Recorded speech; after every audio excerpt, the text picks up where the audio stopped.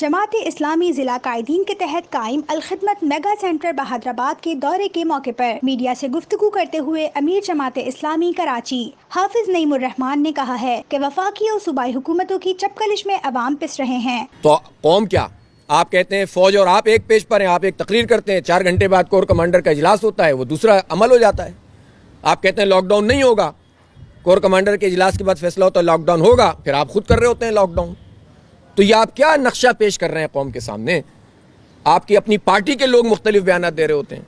तो अफसोसनाक बात यह है कि सूबाई और वफाकी हुकूमत की कशमकश, सियासी चपकलिश, पॉइंट स्कोरिंग, अब काफ़ी दिन गुजर जाते हैं तो वफाकी वज़रा जो कराची से ताल्लुक़ रखने वाले ख़ास तौर पर हैं, उनको ये होता है कि यार ये हम कहाँ हैं, काम हम तो उन्होंने कुछ किया नहीं इस पूरे अमल में, पूरे कराची को बेयार व मददगार छोड़ दिया है।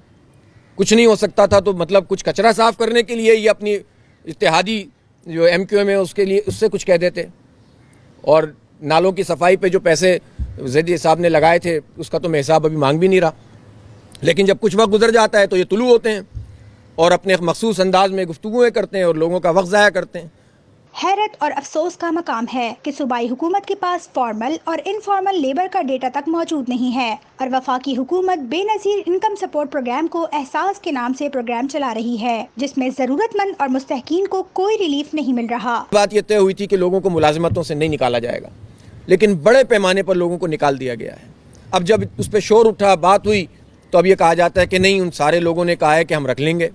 भाई रख लेने का मसला नहीं है, लोगों को तनख्वाहें मिलनी चाहिए, लोगों को निकाला क्यों गया है? और एक तो वो लेबर है जो रजिस्टर्ड लेबर है, उससे कहीं ज़्यादा बड़ी लेबर वो है कि जो रजिस्टर्ड ही नहीं है, वो तो ठेकेदारी निज़ाम के तहत काम करते हैं। और हमें हैरानी होती है, मैं आपको हैरत की बात है कि जब हम लेबर मिनिस्टर सईद गनी साहब से पूछते हैं कि डेटा है आपके पास कि कौन सी लेबर आपकी जो है फॉर्मल है और कौन सी इनफॉर्मल है, तो उनके पास कोई डेटा मौजूद नहीं है। अफसोसनाक बात यह, उन्होंने बिल्कुल कहा कि कोई डेटा मौजूद नहीं है। हमारी वफाकी हुकूमत का हाल देख लीजिए आप, वही बेनज़ीर इनकम सपोर्ट प्रोग्राम का डेटा सब जानते हैं कि उसमें किस तरह से जो है वो लोगों को रजिस्टर किया गया है, वही एहसास नाम हो गया है, पैसे तकसीम करने का वही तरीक़ा उन्होंने भी बनाया है। और उसके नतीजे में क्या हो रहा है, जाएं और दफ्तरों के ऊपर जो लाइनें लगी हुई होती हैं वो देख लें। एक तरफ आप सोशल डिस्टेंसिंग कहते हैं और दूसरी तरफ भगदड़ होती है। लोगों को 3 महीने 4 महीने के 12,000 रुपये, $658 मिलियन तो मिल गए, लेकिन अवाम को कोई रिलीफ नहीं मिल सका। शहर में चंद डिप्टी कमिश्नर्स के अलावा कोई भी मुनज़्ज़म तरीके से राशन की तकसीम का काम नहीं कर रहा है। $658 मिलियन आए हमारे पास, ये 1100-1200 अरब रुपए बनते हैं। इन्होंने तकसीम कर दी, 200 अरब रुपए हम सब्सिडी दे देंगे जनाब, टैक्स इसको एक्सपोर्ट को दे देंगे, 100 मिलियन इसको दे देंगे, फला इसने दे देंगे बिलियन। अब आप मुझे बताइए कि उसमें से आम आदमी को इसका असर क्या मिला? जो इसको मुलाजमत से निकाला गया, निकाल दिया गया, जिसको एक तनख्वाह दे के फारिग कर दिया गया, कर दिया गया, जिसको तनख्वाह नहीं मिली, नहीं मिली, उसका ना कोई डाटा है ना कोई पूछने वाला है। जब ये कहा गया कि DCs इस काम को करेंगे, तो शहर के 1 या 2 DC के अलावा किसी ने प्रॉपर तरीके से इस काम को नहीं किया, और इसके नतीजे में बस फिर वही सिलसिला पार्टीबाजी शुरू हो गई और ख़ास किस्म के लोगों को फराहम करना और ख़ास तरीके से कुछ लोगों को ओबलाइज करना।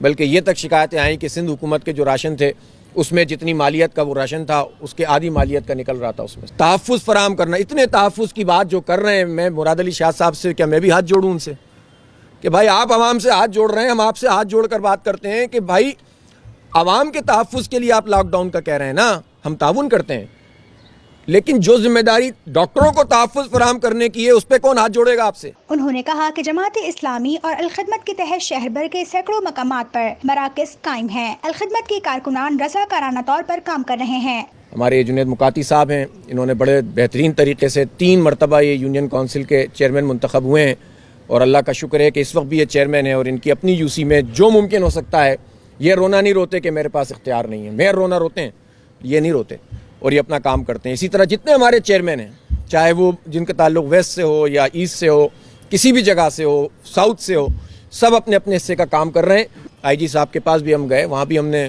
जो हम कर सकते थे PPE फराहम किए, और अभी तक भी हमारा अच्छा राब्ता है। लेकिन अब आहिस्ता आहिस्ता पुलिस ने अपने रंग जमाना शुरू कर दिए।